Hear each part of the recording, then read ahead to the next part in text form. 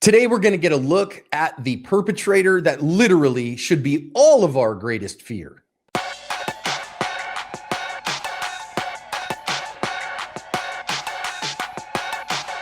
Hi, everyone. Welcome to today's heck of a doozy badge cam lesson here at Active Self-Protection. I am your host, John Correa. And as always, I am your co-host, Mike Williver. Today's video comes to us from Oklahoma City, Oklahoma.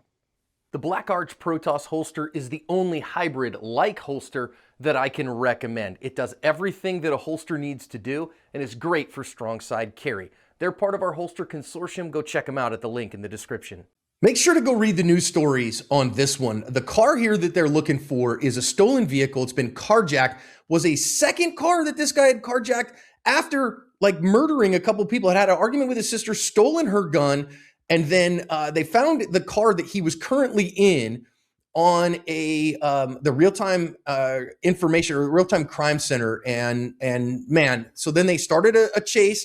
They're going to chase this guy down a long way, and then eventually, get high speed on the road, those things. And then eventually he is going to get on I-240 in Oklahoma City. Now, if you're paying attention, if you know the area, this is kind of the south part. So he's going to go the wrong way up I-240. And so the officer is going to stop the pursuit at that point. So he's going to come over and crash the truck on the guardrail. And then eventually people are going to start slowing down. He is going to abandon that truck because he's wrecked it at this point, jump out with the firearm and start trying to carjack more people. And you see him there. He's got the gun, tries to carjack this one. They go on, going to try to carjack another one. They're going to drive on. All right, we're going to go back to the original from the eye in the sky. You're going to see him here really stand up tall, like, oh, okay, I'm going to really get this car and carjack him. And that guy decides, and puts him over the hood. Guy does a little break dance there and then falls off the hood. Going to see him go retrieve the gun that he dropped and then think about putting it to his own head. I'll show you that later. But the guy sideswiped him and he didn't. But then at that moment, the officers showed up with rifles. Let's listen into what happened.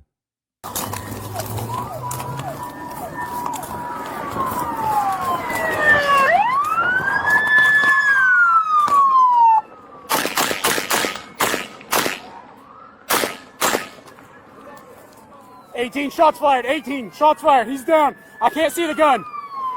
I can't see the gun. Show us your hands! Show us your hands now!"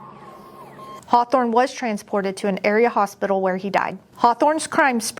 Those 7 rifle rounds did their job, and that guy took the asphalt temperature challenge. You can see this is the gun he stole from his sister when going on his murderous rampage. Not exactly the highest quality gun, but unfortunately it did its job. And thankfully, Oklahoma City PD, as well as those local bystanders, ended that threat. Okay, I'm going to ask you, Mike, I'm wondering your thoughts too. When he first went all, head spinny on the hood, but then he got knocked off the hood, were you like, run him over again? Run him over again? Because I kind of was. Yeah, the thing is, you have to figure these folks running up on this don't necessarily know what's happened before. Had they known, I think they probably would have run him over again. Yeah. So, Mike, the libertarian in me does not love the general surveillance of places and of people. But, when you're looking for a stolen car of a guy that's murdered several people and you think he's in that car, this is the kind of surveillance I don't mind. Yeah, I'll put it like this. My feeling on this is if the camera is in a place where a law enforcement officer or government official could be standing or sitting in a car observing things, I don't have a big problem with it. But, I don't want to go trusting the government too much when it comes to this sort of thing. Although in this case, as you said, John, it really worked out well. I don't know if they were able to use those cameras in real time, like they said, or if they just got these recordings later, but it sounds like they were using them in real time to track this guy and kind of vector in the officers to his location. I think they did, in fact, and that was a really good thing. And I also like, if you're listening to the original, you can go watch it. I've linked it in the description. You heard the sergeant at this point and the officer pursuing decide, you know what, this chase is very dangerous and we really want to get this guy in custody. But as he's going up on the freeway like this, especially if he ends up going the wrong way, the danger to the community outweighs getting him into custody immediately, especially because we have a helicopter overhead who can track him. So I really like that. I think that they terminated the pursuit here at the right time, and I think they should be commended for that. Yeah, I'm pretty sure it was a sergeant on the radio, 1022, in this pursuit. And I'm pretty sure she also said, hey, eyes in the sky helicopter, whatever they call their airship there in Oklahoma City. stay on it. There's no way in Oklahoma that this helicopter is going to lose this guy unless it runs out of gas, because there's just not a lot of places to hide. So I think having the helicopter continue the pursuit from the air was a wise decision. As it turns out, it didn't last very much longer. And John, I can only imagine what the people driving down this freeway must have thought when they saw a white, whatever that is, Chevy half ton coming towards them in the wrong direction. Yeah, obviously. I mean, you can't expect any of these citizens to know what was coming here, right? You can't expect them to be like, oh, there's a carjacking murder suspect here that's on this road. Of course, that kind of stuff isn't broadcast to the public. So we're sitting here with in light of hindsight going, oh, these people should have done more. But all they see is this crazy guy driving the wrong way down the freeway. So I really think their answers are very correct given that. And so as the guy here piles out of the car, I really think the answer here is to use your accelerator. If you're a private citizen, and yes, this is Oklahoma, a lot of people carrying firearms, but use your accelerator here in order to keep yourself and your loved ones safe. Of course, keep your doors locked. And then, Mike, it does, again, weaving around this guy so that your car continues to be mobile is probably the right way, right up until he camps out in front of you that you're not going to really be able to get around him. And seeing this guy pointing a gun right here at these people, I think this is 100% the best and right answer to put him 100% over the hood or under the wheels. Yeah, exactly. I'm not going to say I giggled when I saw this the first time, but it was a little bit gratifying to see the private citizen be like, "Oh, wait a minute, he's pointing a gun at me." The first car, he walked up to the driver's side and they noped out of there by hitting the accelerator pedal. Other cars avoiding them. I have no problem with that. If you can get around them and go about your day and not get caught up in this mess, all the better. However, whoever this is, and this, I think it's a Honda pickup truck. Whoever this is was like, "No, I don't think I'm going to let you point a gun at me today." And even if they were armed, as you said, John, the best bet is to use your car and not to get out and engage with a firearm where you may or may not hit them in a dynamic situation, versus just put your car on the guy, use that imaginary hood ornament as a front sight, and off he goes. And off he went. And off he went. And, I'm going to move it forward just a bit. Is there a whole lot to this? Well, not really, but I just want to take a moment here to recognize the Breaking 2 Electric Boogaloo moment where he is doing the headstand, head spinny thing here. And I guess there is a point here that, listen, if I have to hit somebody with a car, that's going to be an emotional moment. That is going to be something that sticks in your psyche for a long time. And I'm not saying that you should be flippant about that. I think there's a lot of schadenfreude here that watching the pain this guy is probably under is good. But when you're the guy or gal who's driving the car, you should expect that to affect you emotionally a bit. John, did you just say flippant while you had the freeze grab stop where it was? Was that intentional? Never mind. Thank you. I'll be here all week. Tip your Is this waitress. thing on? All right. So yeah, I couldn't agree anymore.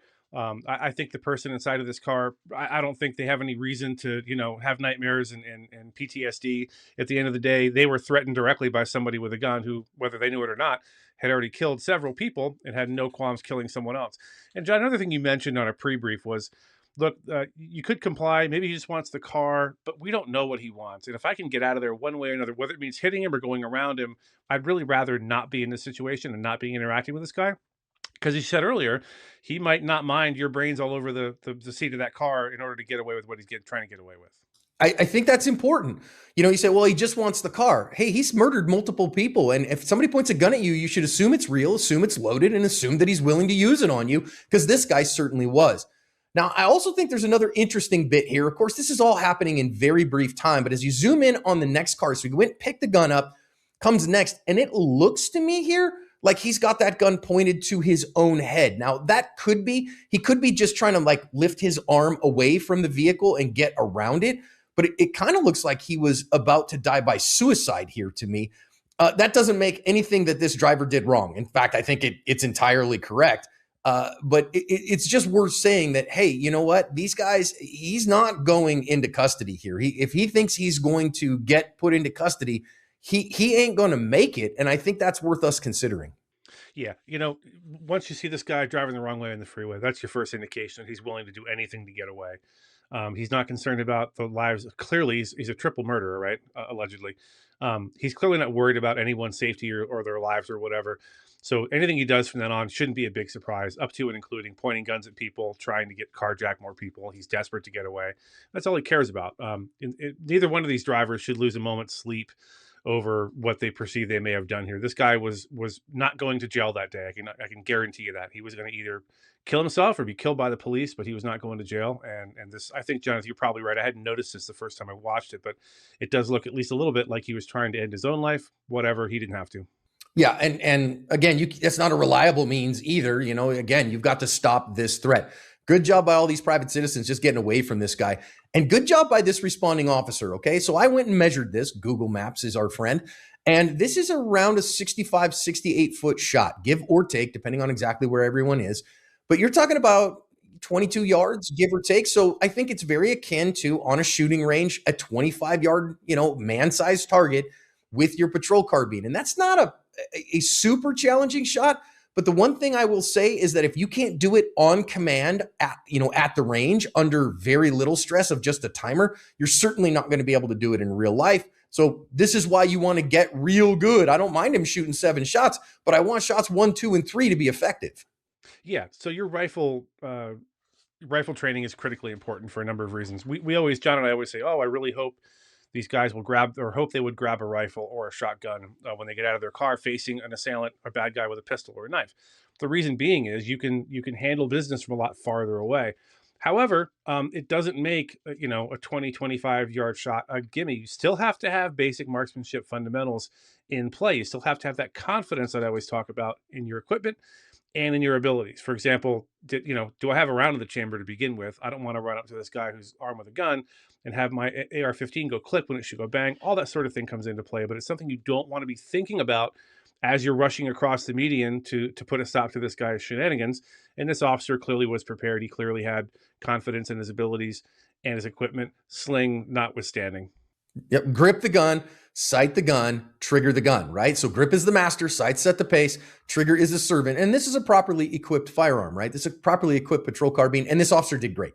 He put the shots in the guy, put him down, and ended the threat. And again, this guy is a multiple wanted murderer. He's wanted and is an active suspect in multiple murders and multiple carjackings. As dangerous as it gets, this is 100% justified without any question whatsoever. Now, of course, as we transition to the badge cam, if you've been a fan of active self-protection for any kind of time at all, this is a very well set up rifle, right? So he's got what looks to me to be like an aim-point patrol rifle Optica Pro on there. I'm not a huge fan of vertical grips myself, but some people are. And he's got a good, proper sling that looks like a Blue Force Gear sling, which is a perfectly fine choice. That's dangling all over the place. And please, I'm just going to call it out every time I see it, Mike. It's just like the pork chop mic problem that we see all over the local PD. If you're going to have that, as soon as you grab that rifle, just throw that sling over your neck because you might need both hands for something else later. I'm grateful it didn't cause any problems here. Next time you're on the range, officers and deputies doing your rifle training, consider getting one of your patrol vehicles out there. If your officers and deputies have take-home cars, have them bring their individual car, whether it's a Tahoe or whatever it is, to the range, park it on the range, and have them practice getting out of their vehicle and securing their long gun, whatever it is, and slinging it prior to engaging a target or a threat or whatever it is as part of your live fire training. I think that would really benefit people. I never did that as a Fed, but maybe it's something we should consider doing, getting that neural pathway dug a little bit that says, I unsecure my weapon from the vehicle, I open the door, I put feet on the ground, I sling the weapon. It's the first thing I do before I do anything else. Unless you're under immediate fire, there's no reason you can't take that half a second to sling it, because you never know when that thing becomes completely useless. It gets jammed up beyond recognition and you have to use your sidearm transition.